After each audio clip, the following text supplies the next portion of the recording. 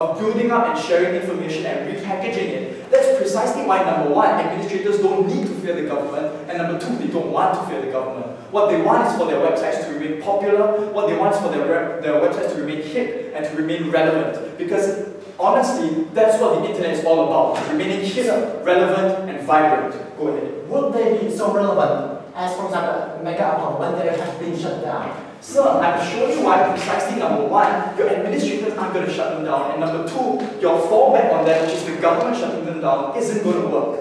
Now, then after that, they never really quantified how much a site has to have illegal content before they shut it down. All they said is that there needs to be some kind of illegal content and then we'll move forward. So we POI them. Are you going to shut down a website if there's a video, if it's an original video but has copyrighted music playing in the background? Or are you going to shut down a website where a person films himself but at the back of the video there's a photo on the wall that's been copyrighted? Are you going to shut them down for that? And they said, no, actually we're not going to do that. We're only going to do it if there's a malicious intent to violate copyright laws. But here's the thing, there isn't such a thing as malicious intent to violate copyright laws. Because individuals on the internet aren't malicious when they violate copyright laws. What they're trying to do is they're trying to self-express. What they're trying to do is they're trying to share. What they're trying to do is they're trying to innovate. So you can never draw some kind of line in the sand. Because even the kind of websites which you were paid to be the most worst violators of copyright law justify themselves as being bastions of free expression. If you notice when SOPA and PIPA came out, the press statements which were released by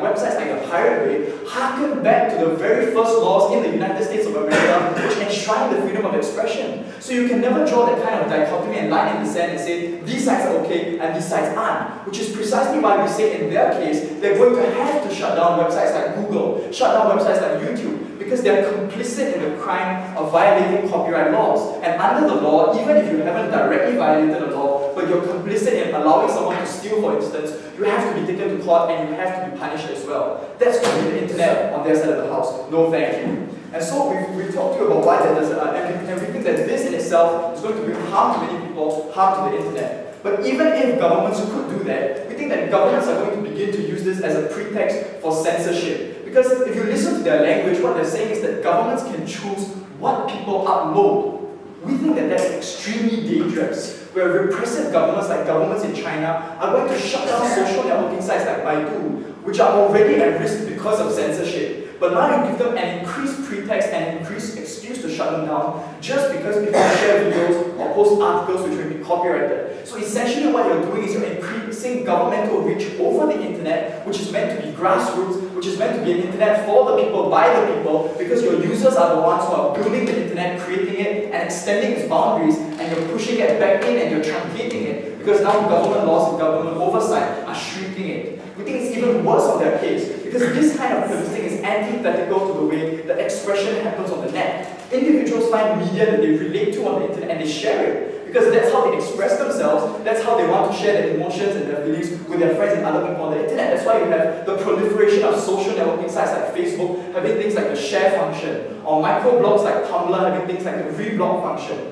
These draconian measures fundamentally threaten the existence of the internet as a platform for sharing as it was created to do. So what happens is that what you're going to have is you're going to cause the internet to shrink in terms of its original purposes, and individuals are going to flock elsewhere to find other ways to do what you are disallowing them to do.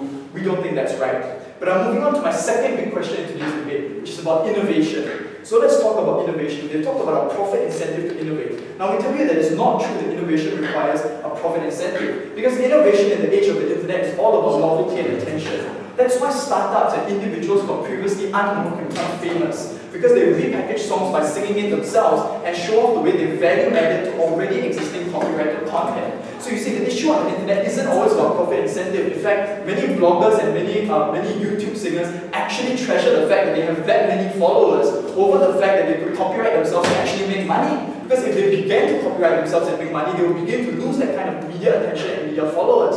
So the internet has fundamentally changed the way that people think about innovation. But even if that was the case, we think profit incentive comes from the recognition of sharing through copyright violation. That's why people eventually pay for songs and movies which are proliferated despite copyright violation. I give you the example of Lady Gaga's recent album, The Fame Monster. It was released on the internet for free, but then in physical CD stores became one of the highest grossing albums in the last 10 years. we see that because of that, even though this profit incentive seems to be cutting down, it still protects the ability of innovators to gain back money and compensation from it. Furthermore, we think that large firms are still producing, they're still producing films and music, and they're still being able to make money, so we don't think that there's a precedence for what they're saying in the real world. But lastly, we think even worse, because many innovations now come through a cumulative process of adding on and adding value to new content. Innovation itself is going to be threatened on the internet, competition is going to be threatened on the internet, collaboration is going to be threatened on the internet. So at the end of the day, we have shown you that only one side stands for the true values and fundamentals of the internet. That's our side.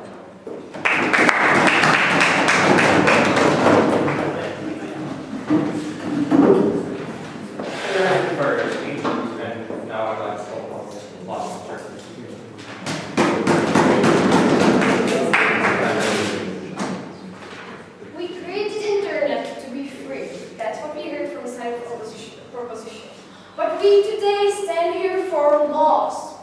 Laws we made to protect people. We made them to protect all people of our society.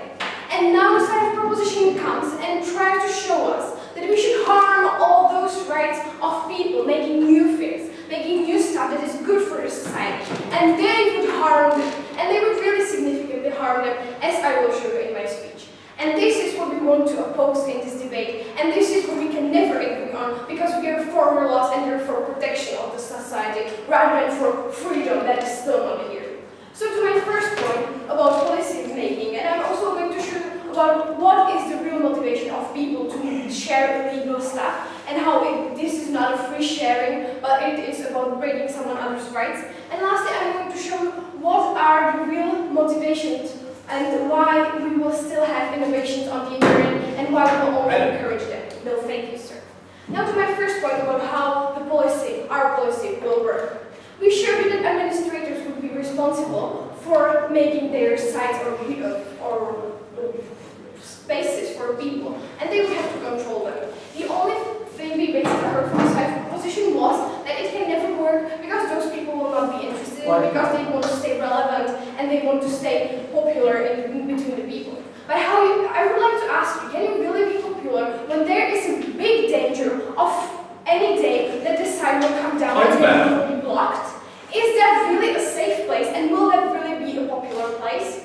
And secondly, I would like to ask you, what is in the best interest of the administrator? Is it the danger of the site being blocked, or is it rather a safe way how to protect the people that are on your side and how to really stay popular even in administrator's way? And we believe that all the administrators would choose the right way, would choose the safe way. That means that they would have only illegal content on their site, such as YouTube, that made contracts with many people that have videos on their site, and they're happy. YouTube is happy, and the producers of the music are also happy. And we believe this is the right way, and this is how it should work.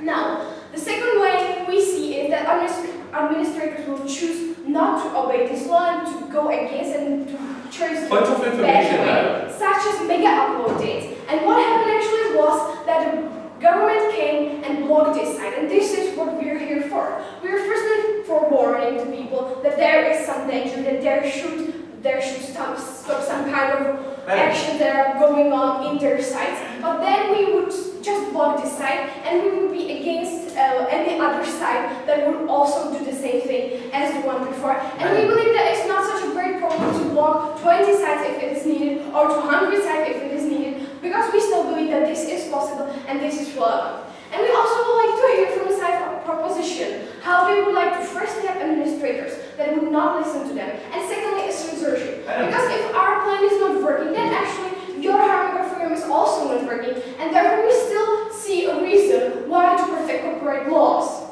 Now, to my other point about censorship and why this is basically different from censorship, because you're harming someone else's rights. This is not censorship. This is obeying laws that our society created to protect its citizens. Don't you agree, sir? If people who are against copyright laws like the Pirate Party can become folk heroes, why wouldn't administrators of government websites want to do that as well? Well, they would like to do that because it would be their obligation to do that, because we have laws to make this. and we have laws to protect the society, and we therefore stand here for governments that are responsible and that want to protect their citizens. Now to my second point, actually what is the motivation for illegal people who should upload those information? Because what the side of opposition did as a great mistake in this debate was that they did not properly understand what this debate should be about. This is not about people calmly talking about topics that are in China or stuff like that. This is about people uploading unfair information, unfair, for example, movies, songs, pictures, and stuff like that. And those are all the things that are obviously not their work. For example, if you upload the movie Harry Potter 7, even before it is in the cinema, you're obviously not going to express yourself or share your idea. You're obviously sharing someone else's idea, which we see as unfair and which we see as bad in this society. Yes, sir. Deal with our analysis that it is unfeasible for you to have an entire governmental branch trawling through the internet on a daily basis trying to find illegitimate websites. Well, if you're saying that those sites will be popular, then actually we believe that government is able to find those popular sites because many people would go there, many people would try to find that site, and therefore you are also able to find that site if people are able to do that too. Now to my actual point, I was talking about sharing not your ideas, but someone else's idea. And that is basically the point of copyright laws. Because all copyright laws are about that you're harming someone else, that you're getting his ideas and presenting it as yours, which is basically the point in this debate, or should be the point. But we want to show you that this is unfair to people who created that, and the basic motivation is not sharing yourself and sharing your ideas, but sharing someone else's ideas, and therefore it shows that the side of the opposition case was not related to the topic. We also heard that oppressive regimes such as China would use that and abuse that to block all the sites that would be against them. And we don't see how this is the case. Because China is already doing this. And China does not need any new law to censorship the whole internet. And China does not need any approval from the Western world to do that. And we do not see how this reverses the situation. Because the oppressive regime because it oppresses the people and it is censorship already now. And therefore we do not see a change in the situation. And we rather want to talk about normal countries such as Western countries, Europe, USA and stuff like that, and countries like that. They are able to decide what is legal and what is illegal and really want to protect the society rather than harm it in their own interest. No, thank you, sir. Now to my last point about innovations. And we heard that people will be angry, people will not like it, and people will whatever. But firstly, we see that the connections that were proposed by the side of proposition, that people will not be able to collaborate and connect, that many projects are inter-countries and stuff like that, and therefore it will not work. Firstly, we see that if it's their own ideas, and if they agree to share those ideas, then there is no problem in doing that, because they're only not allowed to do something against someone else's will. And this is why we see that it's still okay to collaborate and to share your ideas if all of the people agree on it. Secondly, we see that we're actually harming the motivations for the people to innovate. Because if you see that you did a great CD and in 2 days everyone had it and no one paid for it, you are demotivated and you don't want to do that anymore. And also, you're not going to get money, which may be a really important part for you because it's your job and you need to be paid for it. Otherwise, you're not able to do that as well as you did before, as we showed you throughout the whole this debate and as you also ignored.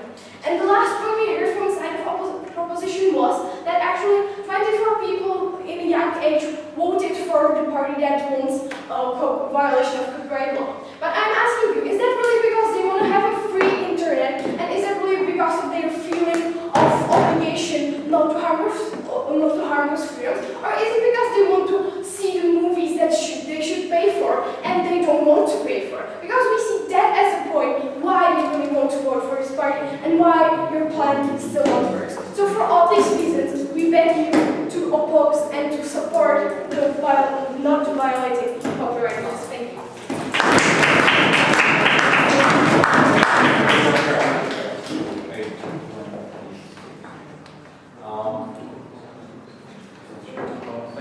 And I would like to call on the opposition team to start this debate.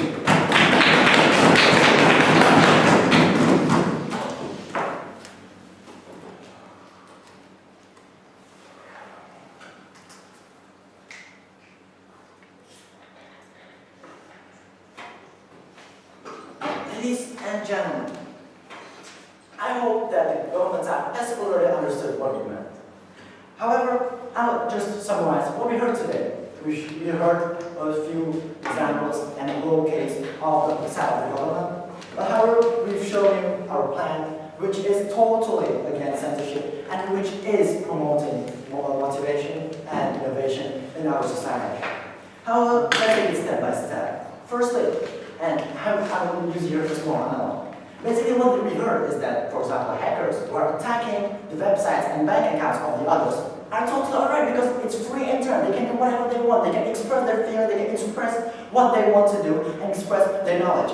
Is this alright? Is this what we want in our society? Do we really want these kind of people to do whatever they want, even though it is against the law? I believe that it's not. I believe that every single person in this country wants to have, for example, state bank accounts, want to have safe websites, which will not be attacked. They won't have they would not like to have their opinions and their intellectual property, which would not be violated by anyone else on the world.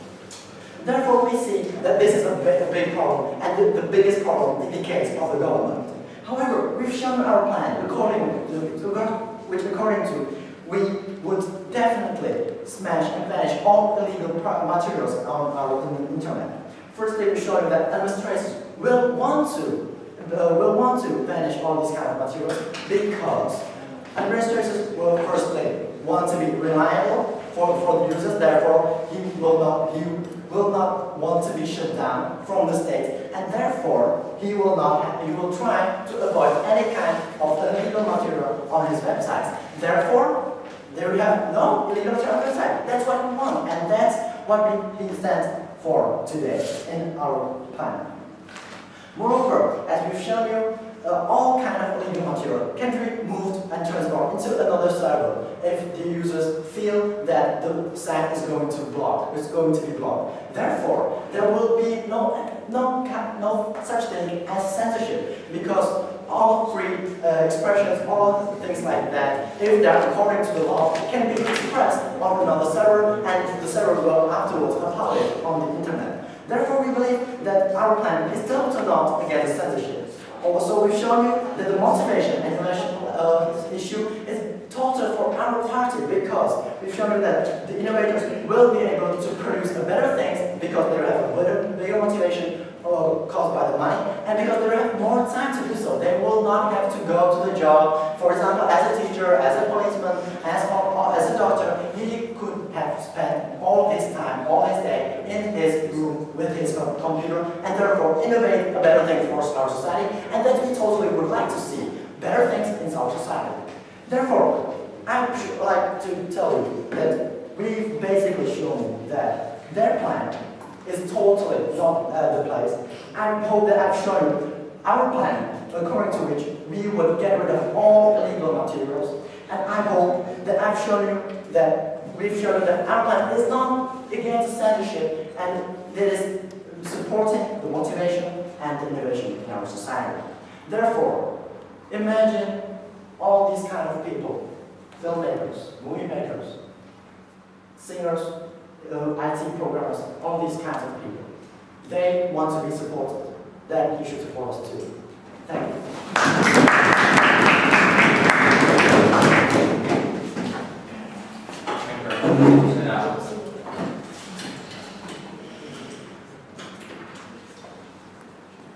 We would like to do this last week.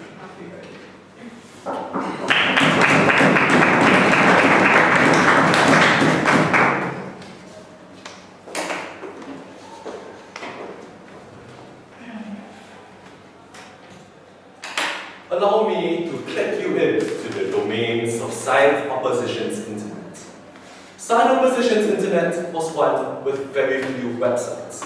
The minute any uploader uploads anything that resembles a copyright infringement, the administration is forced and expected to take it down. We asked them, why would administrators really want to take it down? Isn't it in their interest to have as much material as possible? They said, well, administrators want a good reputation. Hold on, Pirate Bay had a good reputation among teenagers. They allowed us to get anything we wanted. I mean, Mega Upload had a good reputation. We could find anything we wanted there as well. But moreover, they didn't ever state the period of time they would expect these administrators to take it down. They simply said the government will let them know, and then after that they expect them to take it down. Now there are two possible outcomes from this. Firstly, nothing is ever done, because the time is infinite, in which case then we think their case is very, very much similar to ours. But then the alternative is that the websites are arbitrarily taken down the minute they are reported. We've already told you why this is a bad thing. It hurts the free internet, but more than that, it hurts the very nature of the internet. YouTube would be expected to fight an uphill battle in their case, to remove millions of users and videos daily, failing which their site could arbitrarily be shut down immediately.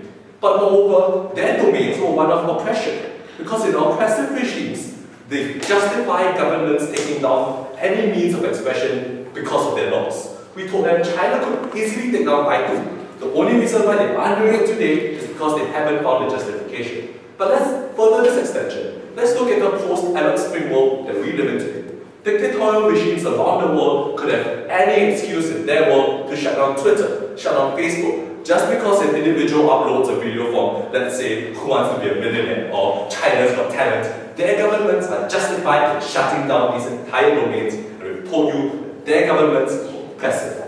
But more than that, their governments refuse to acknowledge talents and garage bands from poorer nations. They simply swept it under the feet. We said that not everyone pirates videos because they're greedy. Some of them are doing it because they want to make things more accessible. We've told you about poorer, less developed countries seeking the gateway into developed economies. They never dealt with that at all. They just swept it aside. But more than that, in their world, innovation was dead.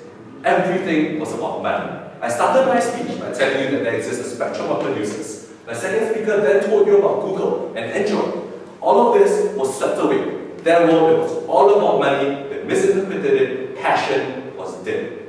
But let's click into the domain of site proposition. On site proposition, we recognize that the free internet is impossible to regulate. We recognize that it's unfair that legal users in Slovakia would have to have their access restricted because of illegal users in Singapore. We told you that domains like Pirate Bay will always exist because for every 1 mega upload you shut down, 20 others will pop up. They never dealt with any of this analysis. And then after that, we told you that we furthered the importance of intellectual property. We told you that we proposed an alternative business model with a precedence of success. iTunes with billions of dollars of revenue. We told you it's not always about greed. Some people want to share things because of the lack of accessibility. Some people wanted to share things as a gateway. And then after that, we told you that our site better innovates because we allow competition and collaboration, what Agrim told you. Again, they swept it aside. We've seen the trend today.